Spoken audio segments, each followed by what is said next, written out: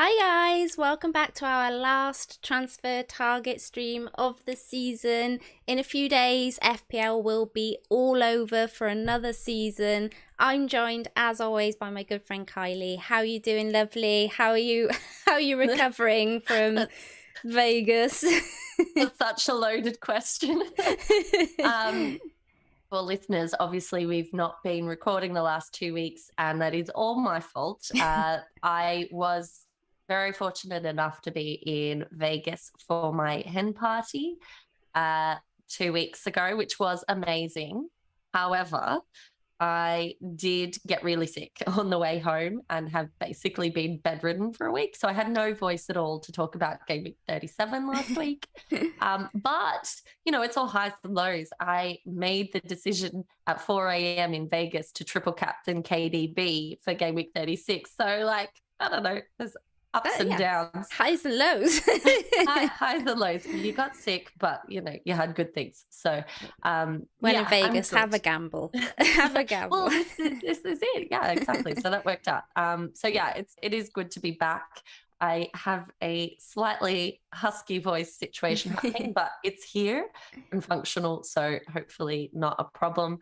We're excited to talk about our last picks. This is obviously our last record for the stream for the season, and I think Game Week 38 is such a fun one to talk about because it feels like opportunity for a Hail Mary punt out there, see what happens, see how you can finish. Just one thing to factor in is that, of course, we do have games tonight and a couple of our picks are playing tonight. So, when we're talking about sort of 6-week historical data, it's obviously not as up to date as everyone else will be. So just factor that in. That data will obviously change a little bit come tomorrow if you're listening then.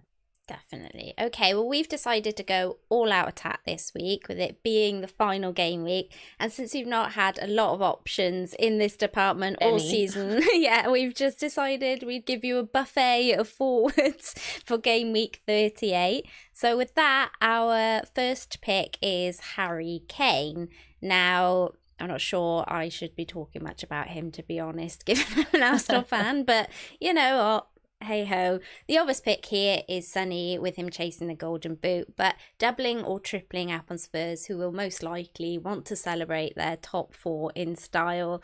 It could be a great idea. Kane has 182 points so far this season, which places him top in the forwards category for points by some distance above other forwards. He has managed 16 goals and 10 assists in 3,141 minutes, which is below the tally of his 23 goals and 14 assists in the 2021 season. But besides that, it's still a step up in the assists from previous seasons. As we know, he's been doing a lot of that for Sonny this season. So I think that's where the kind of step up has come from. However, he's recently refound his scoring boots again, as we know, right around the time when I decided to sell him, funnily enough. You're a curse, man. He's had 4 goals in the last 6 matches. I mean, can you believe it? Surprisingly, he isn't the most owned forward in the game. That accolade still goes to Antonio, believe it or not. However, that has to be dead teams, right? Because no one. Yes. How many goals has he scored since Game Week 7? Genuinely. Yeah. Exactly. Like 1, maybe? Maybe.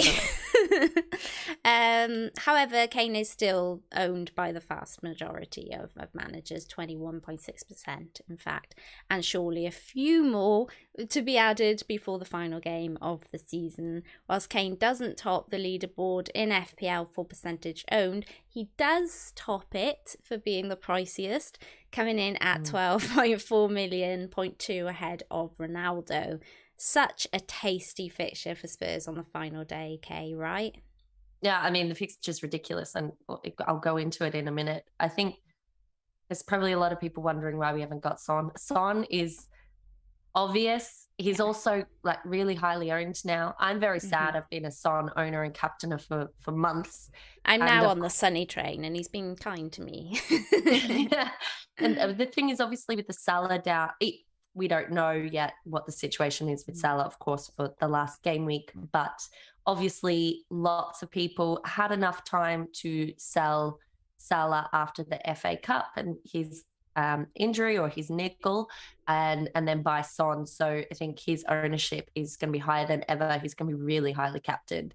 So interestingly enough, Kane now looks to be the one that's sort of a relatively low risk, potentially high reward captaincy pick for people, because his EO will certainly be lower than Son's. And it seems to swing in roundabouts with the two of them. You know, there was a time when everyone who had Son was selling him for Kane, and then vice versa. And, you know, Kane is the one, now granted 2 of those goals were penalties, but he is the one that's sort of in form right now. And his XG is 4.19. He's obviously scored 4 goals. So this is over the last 6 game weeks. So it's about bang on. As I said, 2 of those goals were penalties. So do bear that in mind. His XA is 0.5. So he hasn't got an assist in that period, but we do know, obviously, he has the ability to get those assists. It'll be interesting to see if Kulusevski is back healthy. I'm guessing he will be, because he was on the bench despite having an illness. So he came on. He did come on. That's right. Yeah. So. Because it seems that Kane, you know, when Kulusevski's there to be supplier to Son, Kane's not acting in that role. But then, of course, you know, when Kulusevski's not playing, Kane seems to be the one setting Son up. So I think you probably then, if Kulusevski's playing, you're looking for the goals. But like, it could be, to be honest, it could be either of them. Kane is firing away, though. He's had 25 attempts in the last 6 game weeks. That's crazy. A lot. 18 of them were in the box. 9 of them were on target. 6 big chances. So he's getting good opportunities. And it's an attempt every 21 minutes. So he's sort of averaging, you know, 4 and a bit per match. Plenty of opportunities. I mean, 4 and a bit attempts, you know, you hope that they're on target, but against Norwich, that sounds quite appealing. He has also created 5 chances, and 2 of them were big chances. So, you know, even though his XA isn't hugely high and he's not delivered on that in the last 6 weeks, he's still perfectly capable of getting you assists in that period. One thing that's quite interesting with Kane, you were talking about how high he is in the point scoring charts. And I mean, if we all remember, the start of the season was not particularly good for him. In fact, in game week 15, when Tottenham played Norwich last time, they won 3-0. Kane did not score in that match, but he did go on a run right off after that match. And that's kind of when Kane started to emerge as an option again. Obviously, he went on a run, then went a bit quiet again, and then kind of came good. Previous to that Norwich match, he had 1 goal, and that's game week 15. So it is crazy how much points he's actually got in the last sort of 20 game weeks. It's crazy. So I think we'll be hoping and expecting that he's going to do much better against Norwich this time. And certainly the data supports that. So as far as Norwich's defensive data, last 6 games, again, they have conceded the most goals with 16. That won't surprise anyone. They have 0 clean sheets, so they're obviously worst for that metric as well. They have also conceded the most shots. That's 104. 39 of them were on target. They're also worst for that metric as well. And only Watford and United, interesting, sorry, United fans, but only Watford and United have conceded more big chances in that period than Norwich's 15. And they're 3rd worst for XGC over that period with 12.5. So there is nothing in that defensive data that says that already relegated Norwich are going to be able to withstand the onslaught of a Tottenham team who are on form and really just want to seal the deal of Champions League football. I think that they should run riot. I know they didn't run riot against Burnley, but Burnley is a different proposition. I wasn't necessarily expecting that. They're the kind of team that can stymie Spurs, but Norwich, I just think they're going to run amok.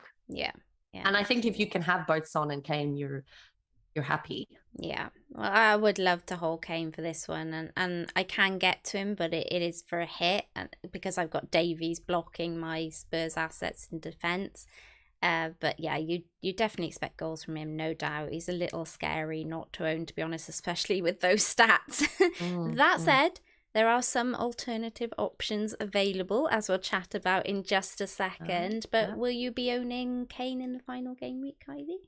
I won't. And it's not because I don't want to. I think I am looking to get an additional premium in, either in midfield or forward. So kind of, I've got money in the bank.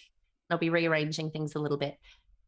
Kane is just a bit too steep price-wise for me to get to. And also, I am in second place chasing a mini league. That's sort of my main family friends cash mini league. And so it's more about the glory than anything. And of course, the leader in that, I've got Son, and the guy who's ahead of me has Kane. So from that perspective, it doesn't really make sense for me to be getting Kane in while chasing. I need to take a gamble elsewhere. But I do think that if you don't have Kane and you can get to Kane, the thing about it is we're going to talk about some other options that are really exciting. I think also have really high potential for double-digit hauls, but none of them are as secure an option as Kane, certainly not as far as minutes are concerned. You know that Kane's going to play. He has penalties. They can do a lot of damage to Norwich. So he feels like a safe kind of bet in that respect. Okay, well, let's talk about some of those alternatives then. And our second transfer target this week is Jamie Vardy. Now, he is one of the main guys making a resurgence in the last few weeks from injury. He spent 6 games on the sideline between game week 29 and 33. However, Brendan has worked his minutes back up, allowing him appearances against Villa, Spurs and Everton before absolutely letting him loose on Norwich and Watford for the majority of minutes in both games. And boy, did he use those minutes wisely. He's picked up 4 goals in his last 5 games with back-to-back braces against Norwich and Watford, giving him 14 goals and 2 assists in 1,634 minutes for the season. Not bad for a guy who's been out injured for half of it. It feels like more than half of it. I know. And when has he played? I know. When he's got these goals. I know, exactly. Because of his injury, he still is relatively low owned for a premium player at just 11%. That number jumped up a little bit with those taking some risks on the free hit in the double. Something I wish I had done myself, to be honest, because he was in my team at 10:15 and I switched him out again, just worrying about Ings and Kane. Yeah, a little bit annoying. He still is a premium, as I said, being at 10.3 million, but he is the cheapest he's been since the start of the season, which was 10.5 million. How does his recent stats stack up, Kylie? I put my teeth back in. Vardy's a bit of a tricky one on the stats for exactly the reason you pointed out. Obviously, he has not. Yeah, he's not played a lot. In fact, if we look so I would usually look at the last 6 game weeks to determine form. And obviously we know that he has played the last few games, but in that 6-week period, he has missed one entirely. And then there's been a few where he's come off the bench and played less than 25 minutes. Obviously, basically, since he started playing 90 minutes, he's been firing in the goals. So, positive correlation there. To your point about the amount of goals, 14 goals scored in, really not that many minutes. He's got 6 double-figure returns for the season, and then he's got like 3 or 4 with like 8 points, so just shy of that double-figure return point. Yeah. So like when he's played, he's been incredibly prolific. It's obviously just been hugely injury focused. Obviously, he's no spring chicken in football terms anymore. He has had a lot of injuries. And then, of course, there's been concerns that we've all had with respect to Leicester's options just because of the Conference League. So, them getting knocked out of that then obviously made them an option. But it's been quite tricky. I was one of those that was going to get Vardy in as well, but I could only, this is the heartbreaking bit, I went Zaha and Richarlison. I wanted Zaha and Vardy, couldn't afford it. My only alternative, if I got Vardy, so the only midfielder that I could afford really was Barnes. And I didn't. Oh, no. I decided I didn't trust Leicester Yeah, enough, and I no, didn't that's trust Barnes fair. enough. That's fair. So, I mean, before this week, he oh no, he hasn't been. has been in a bit of form. He's been in a bit of bit, form, but I mean, it, as you say, before this, as I was going to say, before this week, it's been a case of whether he'll get played and how he'll get played. Right. And, yeah. So I'm trying not to think too much about that, because actually I would be in the lead in my mini league in that instance. No.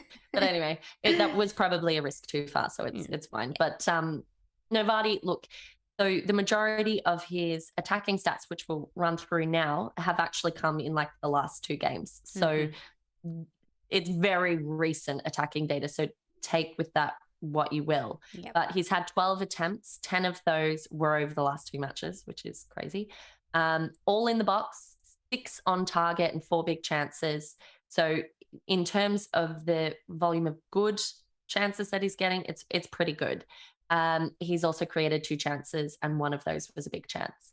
His XA is negligible. It's 0.15, but his XG is 2.3. So obviously with his 4 goals, he's outperformed that, but I think that will be surprising to absolutely no one, because obviously Vardy, long history of outperforming his data. We pretty consistently see it, and we don't really see the regression that everyone sort of expects. That's just part of who he is. So that all sounds really good. Yeah, there's an element of a risk. I think I probably would want to see him rested against Chelsea. Whether that would happen, I don't know. But, you know, there may be some slight concern over whether he starts. Yeah. I think he probably does, because we're maybe getting towards the end of his career, but, you know. Yeah. And they're playing Southampton, and Southampton are safe-ish, pretty much safe, and struggling. You know, they've conceded 11 goals in their last 6, but I think the really important point there is that's sort of maybe 5th worst, right? Yeah. If it weren't for the fact that FA Cup match went for 120 minutes and basically the whole full sort of normal starting 11 for Liverpool was rested, I think that number would have been a lot higher with that Liverpool match. So, you know, they kind of got away with one there, only conceding the 2 goals. They are 2nd worst for attempts conceded. That's actually just 1 less than Norwich. So that's a bit frightening at 103 attempts. 3rd worst for shots on target conceded with 32. Basically 1 in every roughly 3 has been on target. They're joint with Leeds on that metric, by the way. And like we all talk about how poor Leeds defense is. So that kind of gives you a bit of an indication of where Southampton have been at. They've also conceded 13 big chances. Like, if you give those opportunities to Leicester when they're feeling confident, and particularly Vardy, you know, he's going to take them. So I think if he starts, I expect him to do well. It seems mad to think like 3 game weeks in a row he'll get 2 goals, but like that's entirely possible. It all depends, what minutes he gets, but I don't know, Southampton, I think he'll get enough minutes to back him. Their XGC, by the way, is 11.15, which, so they've conceded the 11 goals, so it's like bang on. Yeah. It's not like they've been unlucky. They've just been a bit crap. Sorry, that's not like a particularly like informed opinion there. They're a bit crap, but it is true. So there are, as we know, there's quite a few teams that you can target for those sort of potential hauls, which is what we sort of all want to close off the season, whether you're chasing or not. And I think if you're looking at the likes of Southampton, Norwich, Watford, and Wolves, who are obviously doing really poorly at the moment and facing Liverpool, I think any of them could yield results. We're just picking 3 here, but I could name like 6 that I want in my team. Absolutely. It's a week where I had planned to keep my free hit, but got kind of, I guess, sucked in to using it this week in the double, mainly because a lot of the metrics were saying be better off to use them points wise this week than next week. But now I'm looking at my team for for game week 38, and I'm sat here going, oh, I wish I had the free hit, because there's so many players I would like for it. Well, the other thing is, I think it's probably been covered a lot on various other streams and on Twitter, but there is this legacy of game week 38 delivering higher number of goals. I think like there's something like an average of nearly one extra goal per game. For 38 over other game weeks in the season. So, and it's funny because you hear a lot of chat about people saying, oh, but teams are on the beach and they won't be turning out, and I won't bother with that person because that team's now relegated. I think most teams want to go out and perform because it's the last day, and they just want to kind of, whether they're in, out, chasing something, not chasing something, as you say, they just want to go and have fun, most of them. So. Well, I think also if you're a home team, it's kind of a thank you to the fans sort of moment as well. So, well, with me having a lot of cash tied up now and no way really to move it around, I may have to decide between Kane and Vardy, which is a horrible decision to have to make. I'm hoping the stream will help with the decision a little bit. Of course, if I go Kane, I could go Maddison as Leicester coverage, but Vardy can be so explosive. I'm not sure if I necessarily want to kind of miss out on that. As you say, I think tonight is going to be very interesting for trying to figure out whether or not he is a real viable option for game week 38. But I wouldn't mind being at a Vardy party to end the season. Are you looking for an invite, Kylie? Possibly. He's definitely one of the ones that I'm looking at, because he is not so very expensive. I mean, there's like 2 million difference or something between him and Kane. So there's a sizable difference there, which means that he is very much affordable. And I could still get a pretty good midfield option as well if I went for him. So he's definitely in consideration. I, like yourself and many others, I think will be quite eagerly looking at particularly the Chelsea and Leicester team sheets to see who gets minutes. And, I think those that get a rest are maybe quite appealing, especially for Leicester, just because they've had so many games so close together in the last couple of weeks. So, if Maddison doesn't play and Vardy does, maybe your Kane Maddison option is the one. Well, actually, let's move on then to our third and final pick, because that is dependent on that team sheet as well. And renegade. Our differential player this week is Lukaku. Much like many of mine and Kylie's differentials this season, Lukaku has suffered from a lack of game time. A somewhat shock to many of us who thought he would absolutely take the Premier League by storm when he rejoined Chelsea. Maybe we're seeing a bit of what could have been if Lukaku had got some more consistency throughout the season. I don't know. With 8 goals, 1 assist in 1,506 for the season, maybe the 3 goals in the last 6 appearances are flattering to deceive a little bit, given Vardy has scored 6 more goals and 1 more assist than Lukaku in just 128 more minutes. Yeah, wow. So when you kind of look at it like that, then as you say, we were just saying, like, where is Vardy scoring those goals? When you actually, weigh it up to what Lukaku's been doing, you really do think, where has he been scoring those goals? Either way, Lukaku has taken his chances handed to him in the recent double game week 36 against Wolves and Leeds, where he got those 3 goals. Have Chelsea switched back to that kind of feed the beast mode that seemed to work well for Lukaku in the first few game weeks of the season? Quite possibly. If so, you could imagine him adding to his 86 points. I would have thought. At 11.4 million, he isn't a cheap risk at all, and one you may only want to take if in serious catch-up mode, either OR wise or mini league wise, because he's just 7.5% owned, making him a great differential. Chelsea's last fixture could be ripe for Lukaku, right, Kylie? Yeah, I think there's a few factors. I mean, out of the gate saying Lukaku sounds like madness, right? Because he has not been impressive, and he's certainly not been the main man at Chelsea, but there are a few factors that make him potentially enticing. Obviously, the fact that he has some very recent form. Yes. That helps. The fact that they're playing Watford, who are truly atrocious, and we will get to that in a minute. The fixture fits the bill of what we've been talking about in terms of these, really defensively poor teams that you want to target this game week. The other factor with Lukaku, obviously, a huge concern for him is minutes. And the fact that Werner and Havertz both have injury doubts is a significant factor in what I think would make people feel more confident about going for Lukaku.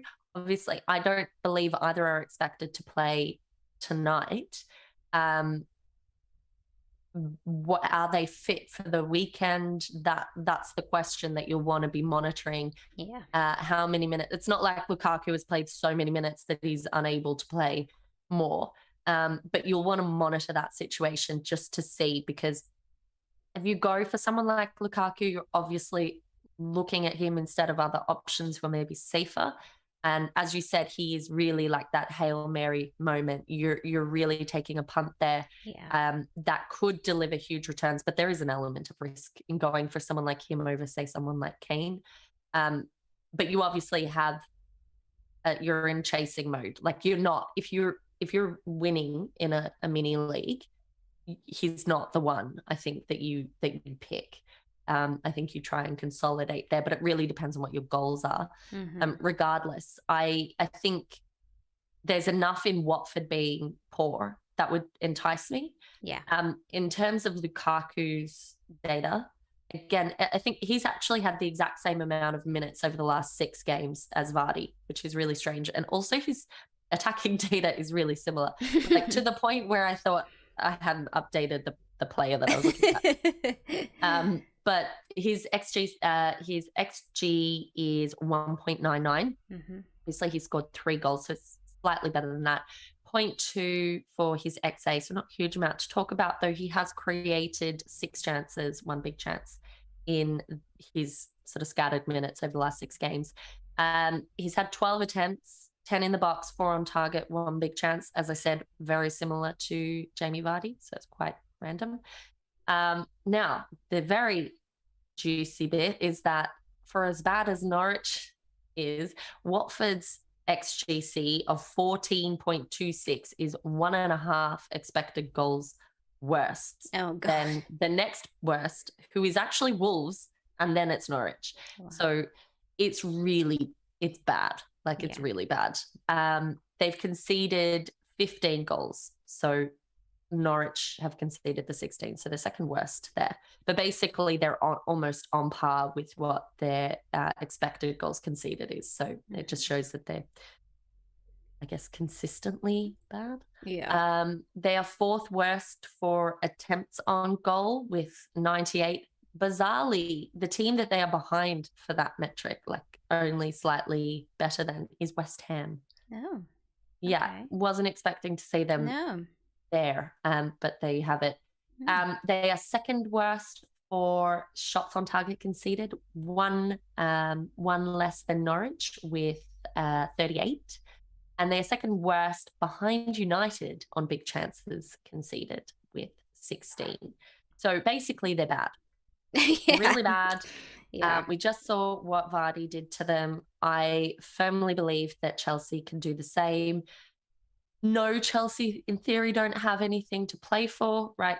In that they are, they're in the Champions League next season, but you would like to think that they'd like to put in a good showing at the end, because it hasn't exactly been a brilliant season for them, particularly given the fact that they came in to this season just having bought Lukaku, riding high, lots of confidence. There was a lot of belief that they would be the ones challenging City for the title, not Liverpool.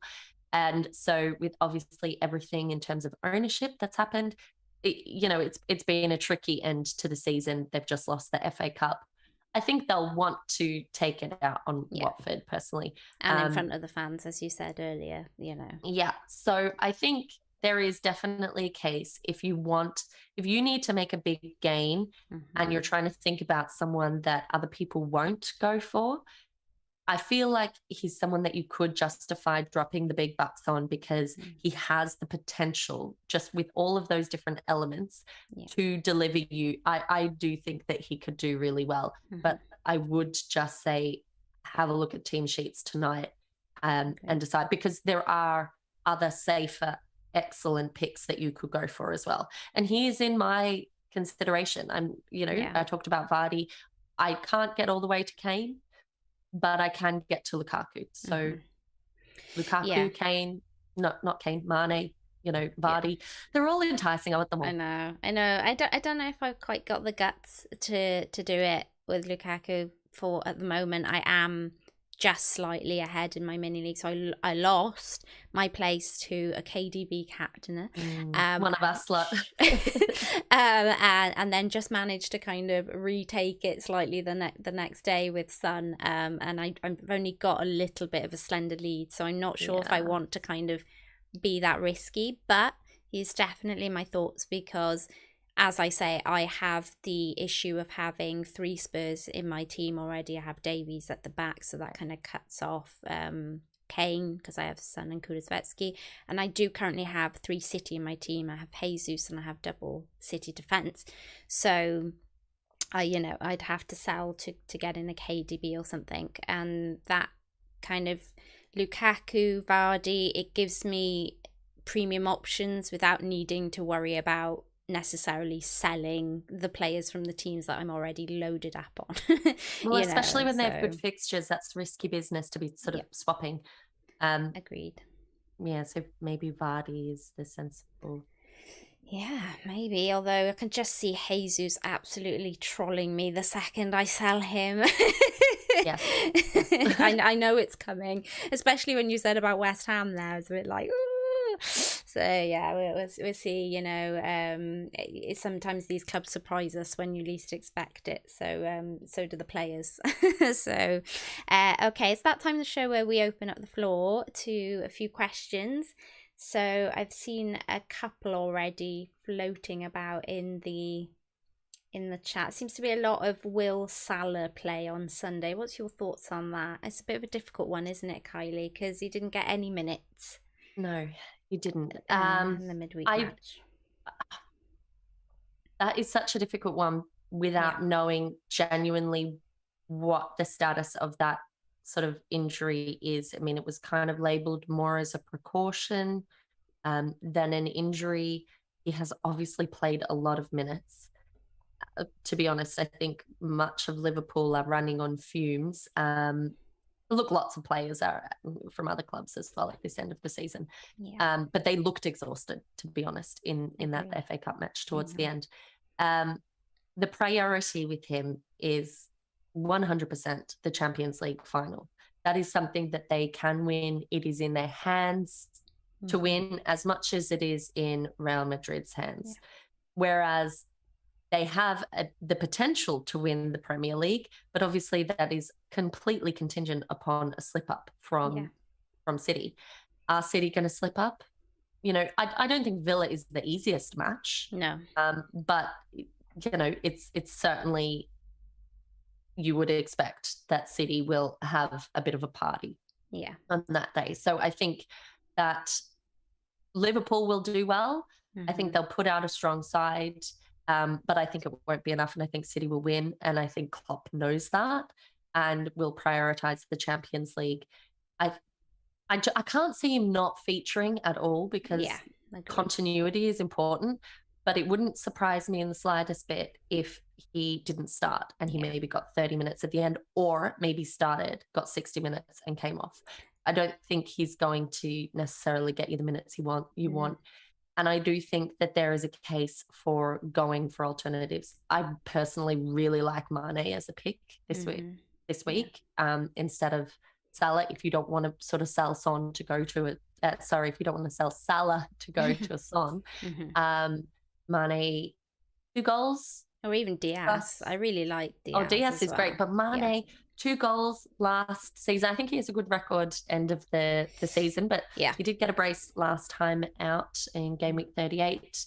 I think Liverpool will do really well. I'm just concerned about Salah. Yeah, and I think you have to ask yourself as well how, if you want to weigh up how well he's actually done, like before even the injury, the opportunities versus the opportunities that are there. Yeah, exactly. Okay, Ali Max says Zaha or Maddison. I think Maddison for myself personally out of those two. I think on paper, Maddison has the better fixture. Well, playing United's not a bad fixture, obviously. I think Zaha could do well. I have him. I'll hold him. But obviously, on paper, Maddison has the better fixture. Yeah. Again, I would say watch the minutes played tonight. You have that opportunity to see for both of them. So see how they play tonight and how many minutes they get and then decide. Yeah, and I think it's a minutes thing, definitely, and it can be a bit of a gut feel as well in the final week, like with some of these. I always say go with your gut, but definitely game week 38. Mad things happen in they game do week 38. It feels like there's a magic. I know. A kind of magic. There's a kind of magic, absolutely. I think maybe consider as well a couple of people that we haven't really brought up in the stream. I think Bowen is one that could do really well this week, and a Brentford player, either Tony or Visor, or Ericsson. Or Ericsson, yeah. And there's a grudge thing there, right? Yeah. Between Brentford and Leeds. I know Tony has been sharing some videos from when they were in the championship together. I mean, it's either going to be hauls or red cards. I mean, who knows what's going to happen there? Who knows? Okay. Sorry. Ian says, Maddison or Mount this week. Great stream, by the way. Maddison versus Mount is a tough one. This is a personal preference thing, I think, because they both have the fixture to be able to do really well. Again, we keep saying minutes. The benefit with some of these teams is that you have extra minutes that you can assess. That's always helpful. Yeah. I've owned him. He has got me nothing. So take from that what you will. It is, what I will say with Mount is pretty much all of his points have come in a select few fixtures against the very lowest dwelling teams in the table, and obviously Watford fit that bill perfectly. So if he plays, I would expect him to do well. Okay, we'll just do one more then. And Evan asks, we'll do KDB to Son for captain protection, but do you think Sessegnon and Kane outscores Richarlison and Cash by 8 points or more? Is it worth Kane, Sessegnon in for Richarlison and Cash for -8? Current rank is 1,200. Happy to take the risk. Ooh, nice rank.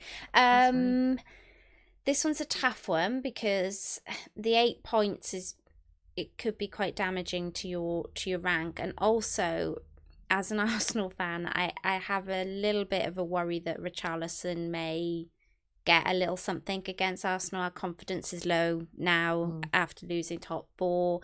It could spark a bit of a kind of fire between us to try and kind of get something out of us in the last game. However, I think that's only going to leave the floor more open for Everton potentially to score more goals. So it could be quite a high scoring game, I think. So it's a tough one because I think Kane is I mean, he has the fixture and he's in form, so it's really difficult. But for that big hit, I'm not sure. What do you think, Kylie? It's a difficult one, that one. I think it is difficult. I think that Kane and Sessegnon can 100% comfortably outscore Richarlison and Cash on their day. Yeah. On paper, it's the combo that you would prefer looking at the fixtures. Oh, of course, yeah. 8-point hits are always risky. I think in isolation, like a -4 for Kane is completely justifiable. Yeah. I think you could get away with justifying one for Sessegnon, but it's always risky with defenders. How often do you actually get the payback for it? Yeah. But I'm assuming that combination is required in order to actually fund that extra little bit that you need for Kane. I would say go with your gut. That's not especially helpful, but if you really think that they will absolutely smash them, I mean, the data says that they could, that Kane could be hugely involved. My only concern is, what if it's Son's day? That's the risk. And obviously just bearing in mind that if, Kane would need to score, I think, something like 2 goals to kind of Richarlison's 1 and the hit to make it worth it. So he'd have to kind of cover that. So just at your rank, I know you're saying you're willing to take a risk, but just have a little sit back, a little think in your head how far you'd potentially be willing to drop if you take the risk, if that makes sense. And if you're completely happy with that decision, then I don't think there's going to be anything wrong with having Kane. It's just going to be whether or not it's going to benefit you more to have him, I think is the thing to weigh up. Okay. And can we just drop into one more here? Just because nice and quick. So Wesley has said, sorry, Wesley, I'm not sure how to pronounce your last name. Hey, ladies, love the content. What's your best front 3 on a free hit? Thinking about Kane, Vardy, Tony versus Kane, Vardy, Lukaku. With that second one, he'd have to remove Mount. Okay. I don't know about your opinion, but I feel like as much as we've literally just pimped out Kane, Vardy, and Lukaku in this, but I think that all 3 is too heavy an investment given alternative. On balance, I think I prefer the Tony one because it's probably getting him more elsewhere as well. Or going 2 up front and just maybe going Kane and Vardy, and then investing in midfield, because we haven't covered any midfielders, but like Mane, Diaz, you've KDB, obviously got Son. There are a lot of really good, and there's those cheap Brentford midfielders. Madison, Barnes, Pfizer, for instance, in that instance, you could absolutely have like Kane and Vardy, have Mount in there to get your Chelsea. Maybe instead of Tony, you go for one of the Brentford midfielders. There's quite a lot that you could do with that. I love the idea of a free hit this week. I'm sad I don't have it. Anyway, that's all for questions. That's a great note to end on. Well, that's it. Best of luck for the last game week of the season. I hope you guys smash it. Whatever happens, make sure to try and enjoy it, because there will not be any football for a little while yet. But before you go, here's Kylie to wrap us up with some admin. Yep, so this is the last one. Please, of course, leave a comment with any thoughts. Like and subscribe if you've enjoyed the content. And you can actually find links to my content and to Nim's below if you want to check out anything else that we do. And most of all, best of luck. I genuinely hope it's a real goal fest, because there's something about all those games being on at the same time and just like freaking out trying to calculate how many points you have. I hope it's like that. We've all entered. It's been a crazy season. Yes, absolutely. We need a great game week and not a duff puff. Yes.